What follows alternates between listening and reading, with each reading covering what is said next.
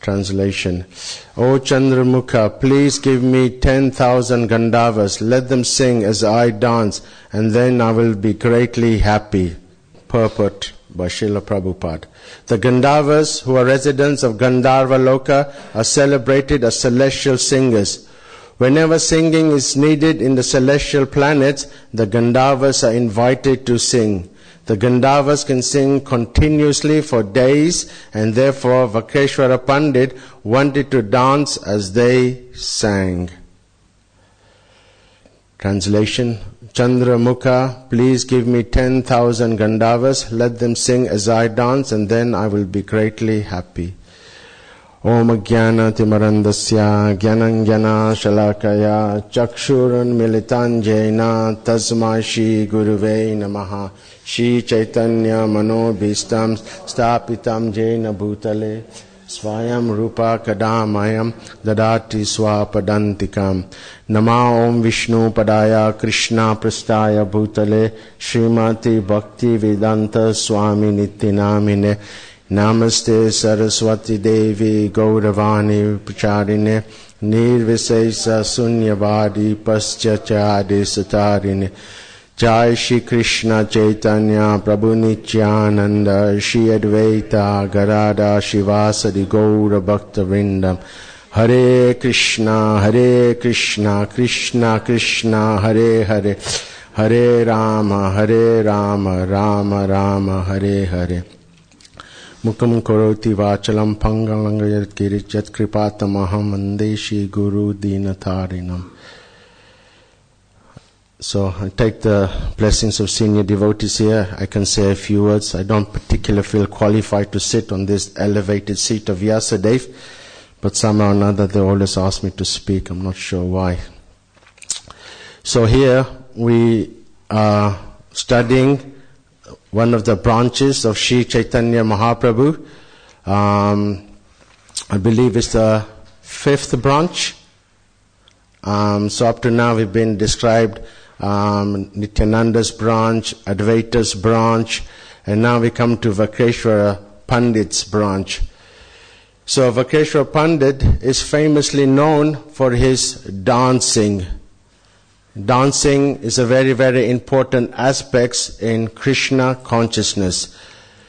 When I first used to come to Krishna consciousness many, many years ago in the 70s, some of you might remember, the slogan used to be chanting, dancing, and feasting. That used to be the slogan that we used to attract the newcomers. Chanting, dancing, and feasting. Everyone likes to chant. We saw Srinivas kicking it up there in Guru Puja. No one could keep their legs steady. He got the bhava, everyone's legs, they wanted to dance, and even when we stopped, we could feel we wanted more. Loyam, we wanted more. So we like dancing, we like chanting, and of course, it goes without saying, we like feasting, isn't it? So this is the movement of Sri Chaitanya Mahaprabhu. It's simply based on this. Once Srila Prabhupada said, Krishna consciousness is so simple, you will miss it. It's so simple, you will miss it. So Krishna consciousness, although we need to philosophize a little bit, although we need to understand the tattva, actually the real essence of Lord Chaitanya Mahaprabhu is very, very simple. It's simply chanting and dancing and feasting. And if we study Sri Chaitanya Mahaprabhu's pastimes, that's all he did. And that's how he empowered his different branches. That's all they did. Wherever Lord Nityananda went, he induced people to chant, to dance. Wherever Gadadhar went, Srivas Thakur, famously known as the ecstatic kirtans that were having daily in his houses. So Vakeshwara Pandit, he used to satisfy Sri Chaitanya Mahaprabhu by his expert singing. It is said that his singing was so attractive, so wonderful, that it would melt stone. So can you imagine that this voice is so powerful that by singing, I'm not very good at singing, probably some of you know. If I sing, I empty the temper room. But when you sing, there's different notes you can hit, and by singing some of these notes, you can actually melt the stone. And this one actually interesting story, some of you might know in the Ramayana, and it was Hanuman. You know this story?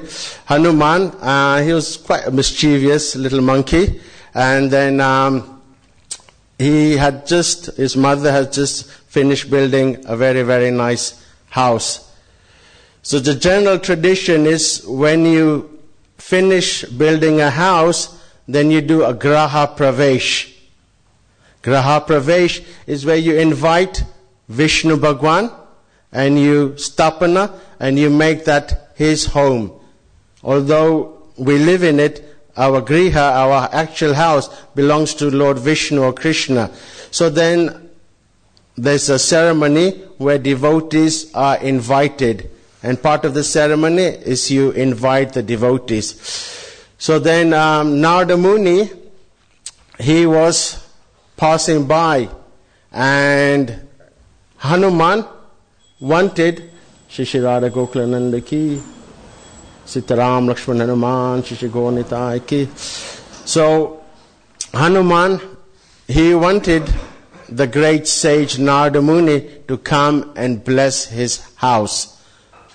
So then Narada Muni was passing by, then he came, and then Narada Muni started hearing this very, very nice song that Hanuman was singing, because Hanuman was also a very, very great singer.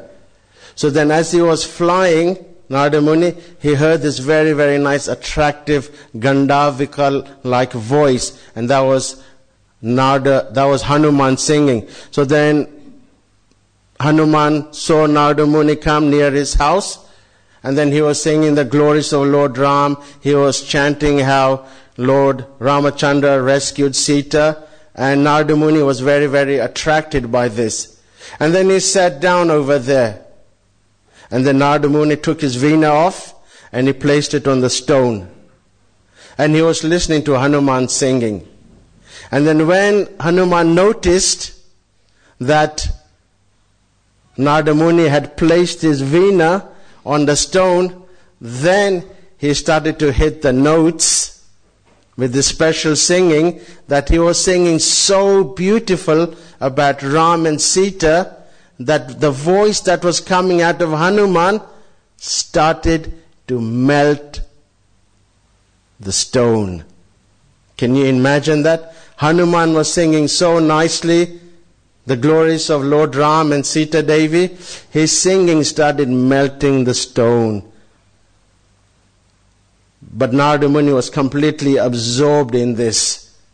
And then as Hanuman saw the stone melt, then he stopped singing. And then this brought Narada Muni out of trance. And then Hanuman had finished. So then he went to try and get his veena. The veena had been stuck, melted in with the stone. So then Narada Muni said to Hanuman, can you please hit that note so I can get my veena? What did cheeky little Hanuman say? So then Narada Muni started to say, come on, I have to go to see Lord Narayan, please, I want to get my veena. And Hanuman said, Then Narada Muni started getting a little anxious. So then he started chasing Hanuman, and Hanuman started running here and there, and Narada Muni was chasing him. And then he came to his house, and then Narada Muni was chasing Hanuman, and Hanuman was watching where Narada Muni was. Then he went inside his house, and he went in every single room, And then everywhere Hanuman went, Narada Muni was chasing him, here, there, bedroom, living room, the garden. And then finally, when Narada Muni had entered all the different rooms, and he came out, and then Narada Muni was exhausted, he said, Hanuman said, I'll give you your veena now. And then Narada Muni said, what was this all about? He said, I wanted your lotus feet to bless my house. You've seen this sign, bless this house? So Narada Muni had blessed this house. So the idea was then Narada Muni went back, then Hanuman hit those notes again, and then the stone melted. Then Narada Muni took his veena away. So it says that Vrakeshwara Pandit, he was such a wonderful singer, he would bring a lot of happiness to Lord Chaitanya. And it is said that he could dance not for 1 hour, not for 2 hours. We generally dance from 7 to 7:30, half an hour, quite a long time. Anyone can guess how long Vrakeshwara Pandit would dance for? 72 hours. Now just let that thought sink into your mind. 72 hours. No sleep, no eating, just dancing and dancing and dancing. And in this way, he was so immersed in the kirtan and the chanting that he never felt fatigued. I don't know if anyone's experienced this. Sometimes when you get so locked up into the kirtan, even though you got a bit of an old frail body, back or lumbago, whatever, but once you get into that kirtan, kirtan transcends the body. Once there was one really ecstatic kirtan going at the man, there was one Gopanim, everyone was dancing, and there was one senior devotee at the back. And then I said, come on, let's join in. He says, I'm too old for this, can't do this anymore. But actually, we see even some very, very senior devotees, like Janananda Maharaj, Mahavishnu, even though they got quite older looking bodies, still they're always dancing and chanting. So this is actually Lord Chaitanya's Sankirtan movement. It's very, very simple. Sometimes we just make it complicated amongst ourselves. Sometimes we get very, very mental about one thing or another, about the different tattvas. But actually, Lord Chaitanya's movement is very, very simple. Simply just chanting, dancing, and feasting. And here, this particular branch of Sri Chaitanya Mahaprabhu Vrakeshwara Pandit, that's how he propagated his particular mission. So sometimes we wonder when we read this section, whatever happened to Mahaprabhu's branches? There's so many branches which are described. Whatever happened to Nityananda's branch? Whatever happened to Advaita's branch? Does Vrakeshwara's branch even exist now? We know a few of the branches of Chaitanya Mahaprabhu, but what happened to all the other branches? Because the main trunk was Mahaprabhu, and then the other branches were spread out. So where are those branches? Are they still there? Can you still see them?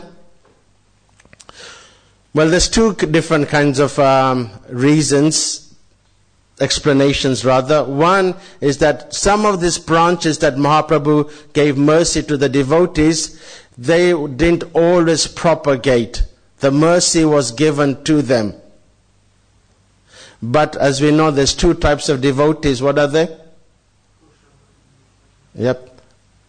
Goshtya Nandi and Bhajana Nandi. One is the Bhajana Nandi. They're more internal. They'll just do bhajan themselves. They'll find themselves a little cave or bhajan kurti, and they're very, very happy to do internal bhajan.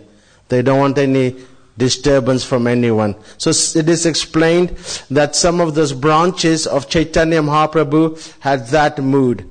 They were more bhajana nandis. They weren't always propagating the chanting of the Sankirtan movement, even though that was Mahaprabhu's mood. And there's absolutely nothing wrong with that. Krishna consciousness has a variety of how we want to serve. Then it is explained that some of these other branches, they became asara, useless, because then they were deviated from the teachings of Mahaprabhu.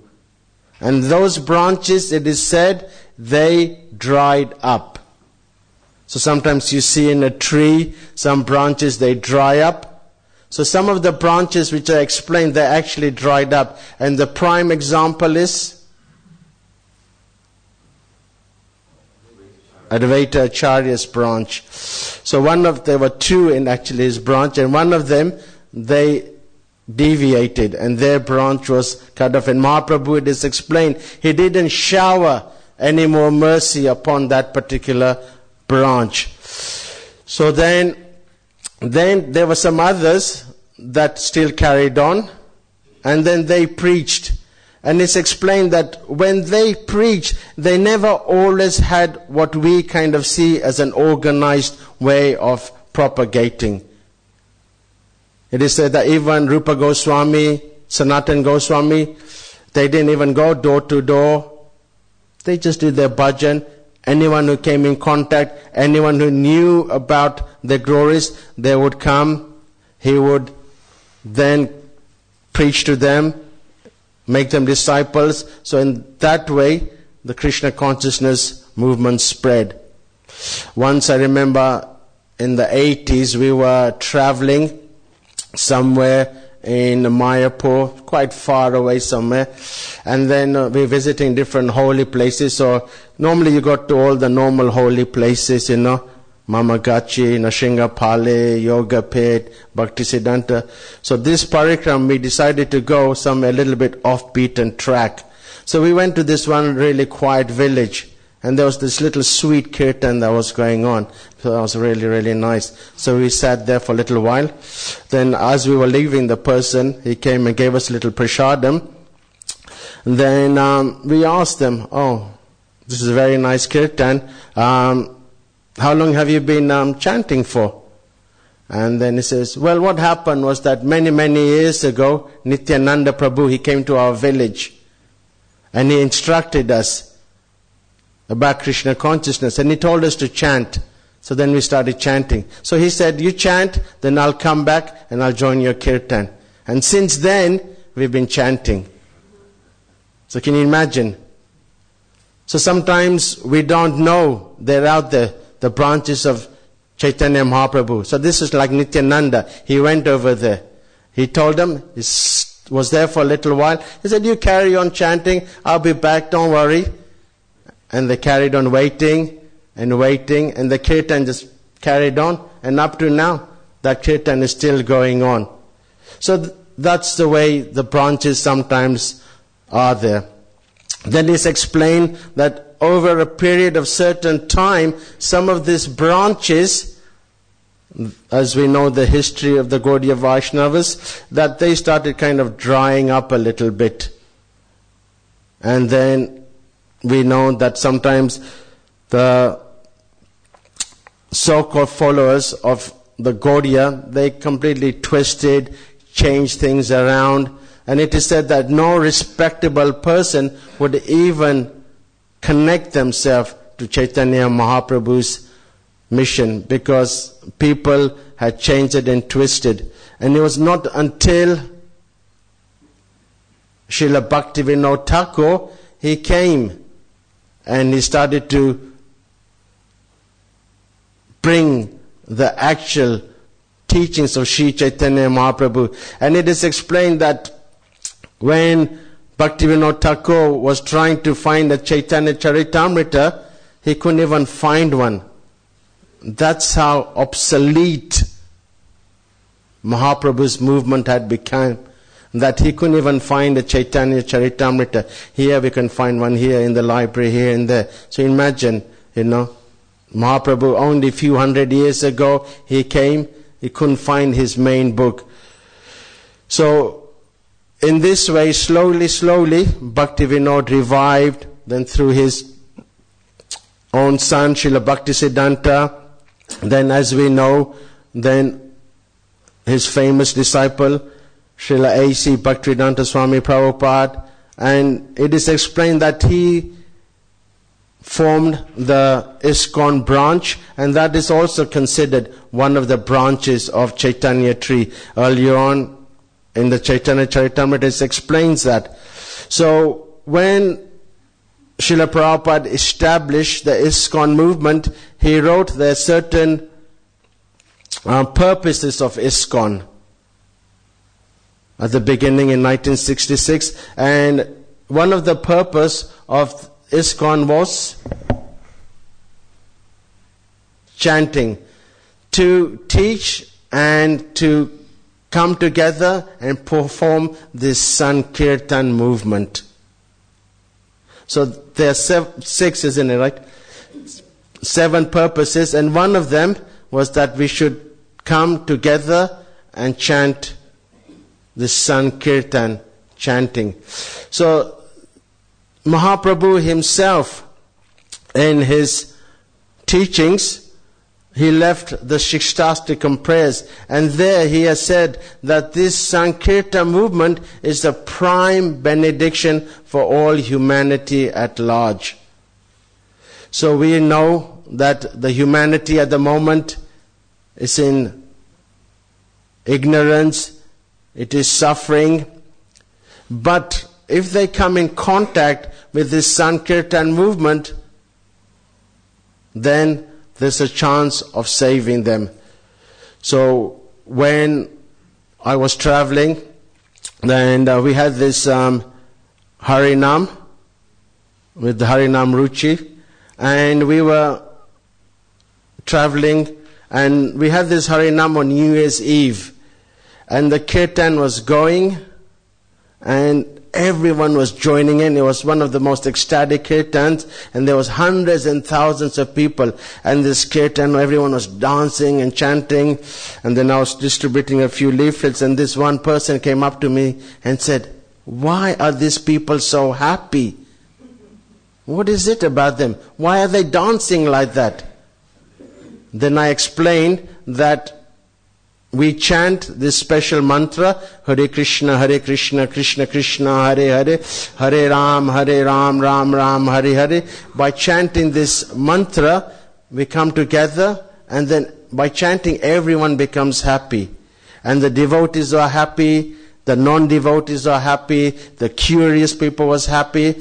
And at the corner of my eye, I was noticing there was one person, wherever we went, the Harinam went for about 3 hours, he would follow us. So somebody tried to give him a book every now and then, he didn't want to take it. But somehow or another, wherever we went, this person was just following us.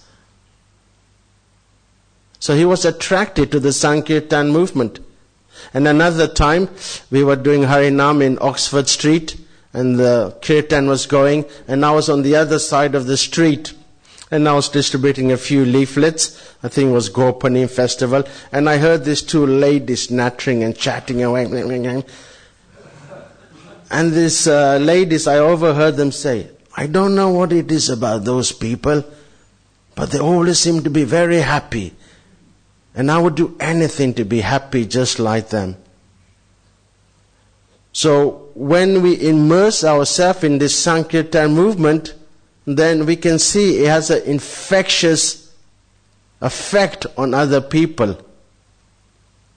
This Sankirtan movement is so powerful, it has an incredible effect on people. And the dancing, if it's done very, very nicely, in a very attractive way, then this will attract people. Not that everyone, come up, let's go for it. If it's done in a very nice, organized way, it's done in such an attractive way, we all know, Srila Prabhupada taught us all this, the Swami step.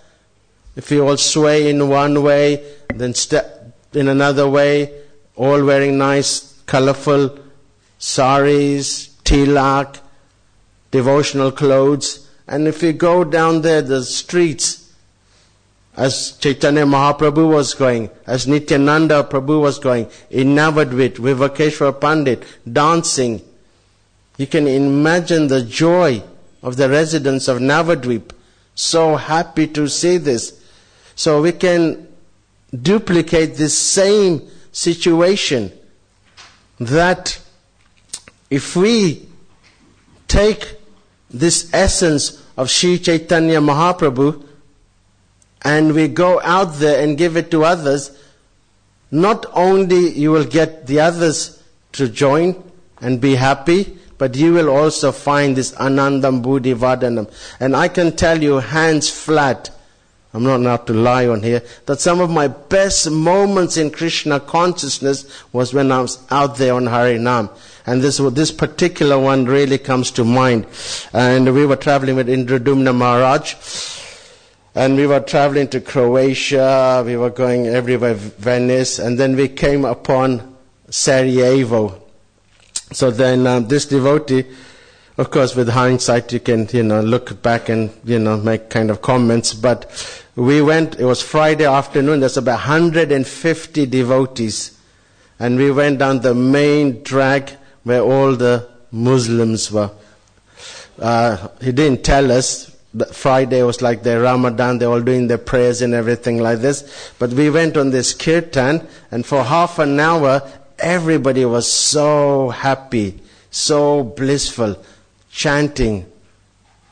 And still now I remember that experience. It was such a powerful experience. Although it ended in a little bit of a distaste, still in that situation, you could see all the people, even though they were from different backgrounds, different creeds, different religion, different nation, different country. When they see the happiness of the devotees, they also come and join. Then unfortunately we had a few fanatics that kind of broke it up. So this Sankirtan movement is the prime benediction that will actually help the humanity. Humanity is suffering. You just have to turn on the news. There's so much pain, so much suffering, so much conflict going on. There was another devotee, he was telling me, once he was like in Turkey, and then he was like, he had some books and deities, and I thought this was in the 70s and the 80s. And he was saying that the locals, when they saw these deities, they didn't know what were the books, so then they put them into jail. So they were in like Istanbul jail over there. There's about 2 or 3 devotees. So they were stuck there for a few days.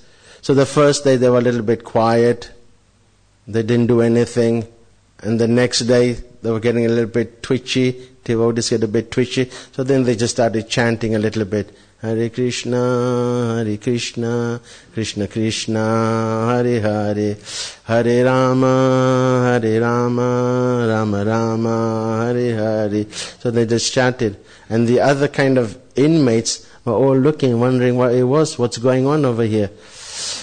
So then, then as the other people were showing a little interest, the devotees got a little bit worried, so they kind of stopped. And the guy said, no, we like it. Carry on. What is it? Sounds really nice. So the devotees said, we better be careful. We don't want to wind up the prison wardens, Then they said, no, come on, keep chanting. We like it. Whatever it is, it feels good. So then they started chanting. Then they started chanting. They started banging. They got their cups and everything. Bah, bah, bah, And then the wardens were thinking, what's going on over here? So they came in and they broke it up. Break this chanting, what's going on? It's a bit like the Chan Kazi. So then they told the devotees to stop chanting. And then the devotees stopped. They didn't want to get into further trouble. And as soon as they stopped chanting and started going away, then those prison guys, they started shouting at the warden saying, we like the chanting, we like the chanting, we like the chanting. And the guys were talking amongst themselves, what to do, this and that. And they started like banging on the railings and all sorts of stuff. And then And then they came to the devotee, says, oh, you better chant, otherwise we're going to get a riot in this prison. I don't know what you've done to these people, but you got them going with this chanting. So the devotee said, and then said, okay, can we get our instruments back? And then they talked among and said, all right then. So they brought the instruments and cartels, and they just had this huge big curtain in the prison in the middle of Istanbul, And it's like going, it's going hour after hour. Shri Radha Gokulananda ki. So, in this way, if we just follow the example of Sri Chaitanya Mahaprabhu, whoever you meet, whoever you see, you just simply tell them about Krishna. And you simply just have this Sankirtan movement. There was one lady, I think, I was just reading these letters, I think her name was Susan. So this was at the manor. So she wrote a letter to Prabhupada, and she was saying, oh, I have this problem, I have this difficulty, this issue in my life. Then Prabhupada wrote a very, very nice letter. He says, this material world is always going to have so many problems and issues. It's the very nature of the material world. Those of us who think that we can eradicate suffering, those of us think that we can be happy permanently, it's not possible. The material world, the very nature is we're going to be inflicted by pain. And just because we are devotees doesn't mean we won't be affected by it. If anything, we get tested. Because when we take the banner of Sri Chaitanya Mahaprabhu, then what happens? We are declaring war against Maya. Because Maya's purpose is to keep us over here. Maya's purpose is to nullify the Sankirtan movement. So the moment we take the banner of Sankirtan movement, then we're going to be constantly thrown obstacles at us. So then Prabhupada just wrote to this lady and said that if we simply chant the Hare Krishna Mahamantra, you will see that your life will change. And these other problems may be there, but they will be insignificant. So the problems might not go away, the problems might be still there, but Prabhupada's point was they will seem insignificant. And he said, this is the best advice I can give you. There is no other advice I can give you. So he didn't give any kind of material ways he can solve the problem. The only advice he gave, he was giving a very nice kind of a detailed description of what she had to do. And then he said, you will get this taste. And when you get this taste, everything else will seem very, very insignificant.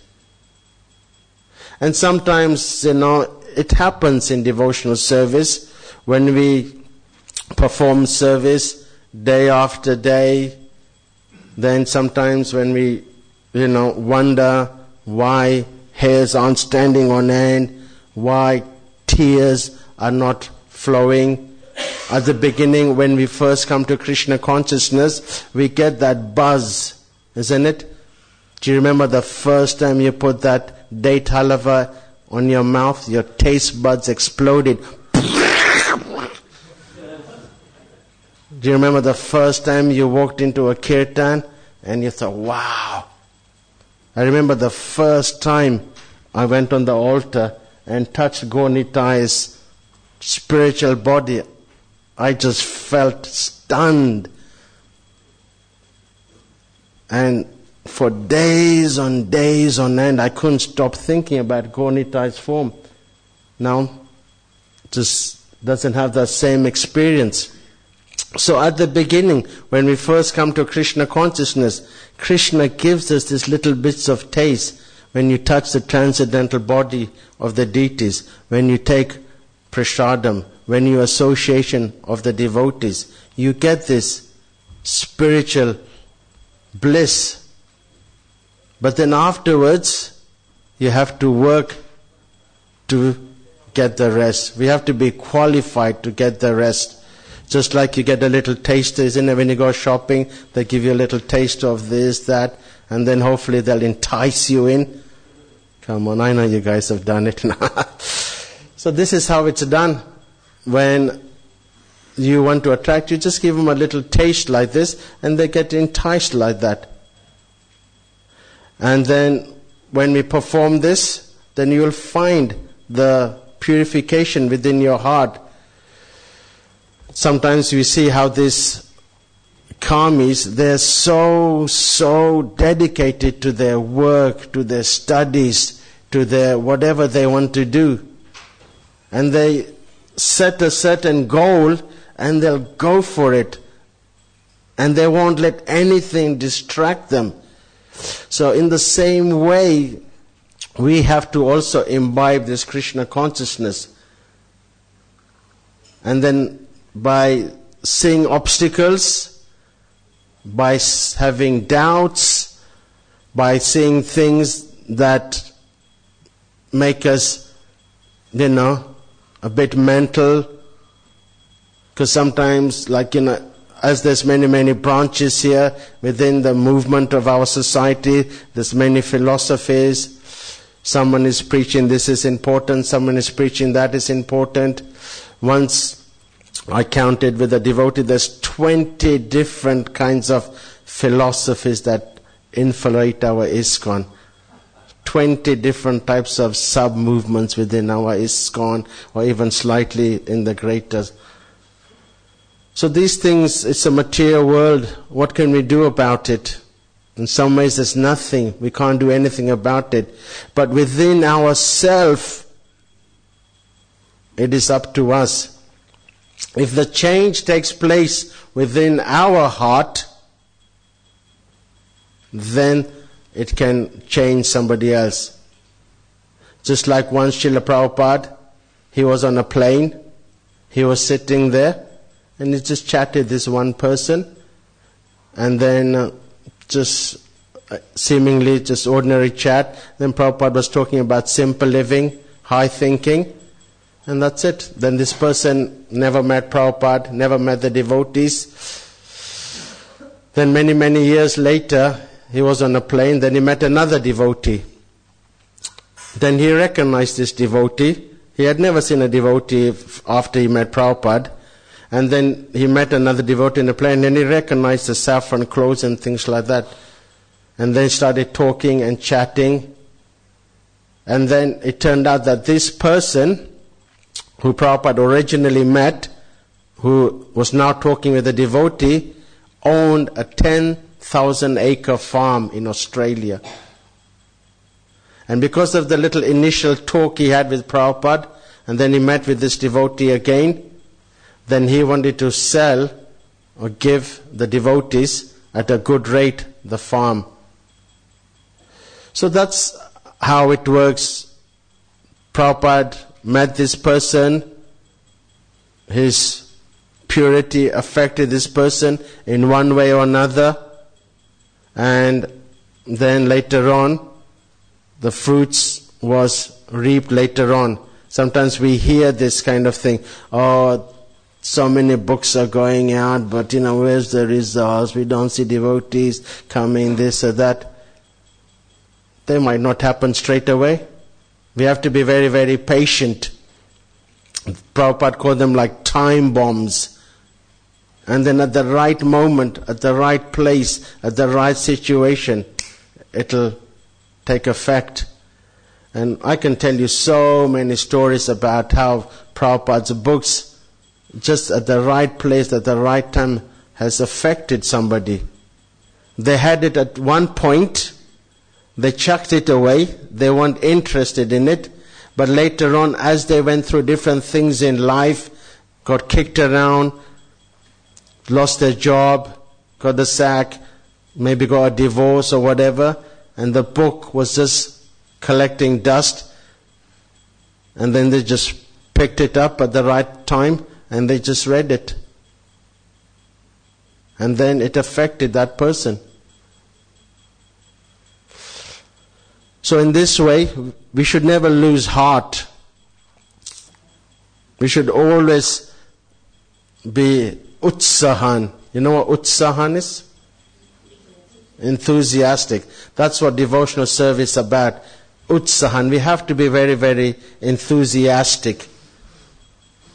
And by having this enthusiasm, then we can affect someone else. And then they can affect someone else. Then it's like a domino effect. Bum, bum, bum, bum, bum, bum. So that's how it works.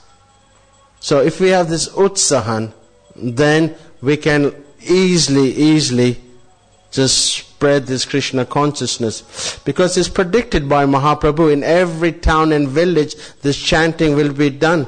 It will be performed. It is said that before Srila Prabhupada, he came to the West. After Bhaktisiddhanta passed away, some of Srila Prabhupada's god brothers, they were studying this verse, that in every town and village this chanting will be done. So some of them were thinking maybe it's not going to be done in a literal way, because the Gaudiya mission had become a little kind of stagnant at that point. Bhaktisiddhanta had already sent some of his disciples to the West. It didn't seem that came with anything quite tangible. So then they thought maybe it would kind of be something allegorical. Maybe it's not something that will happen. Maybe it's just, just put there, but it won't really happen. But Mahaprabhu's words, whatever the Lord says will happen. So, in conclusion, whenever there's kirtan, like for Keshwar Pandit, we should try and dance, be happy, be joyful. Krishna consciousness is susukam, is joyfully performed. And if we joyfully performed it, then we'll be happy. If we feel a little bit kind of miserable in what we're doing, then that's not the right attitude. It should be susukam, joyfully performed. And then these other things, chanting, dancing and feasting, will happen. Thank you very much. So I'll stop over here. If anyone has any question, comments,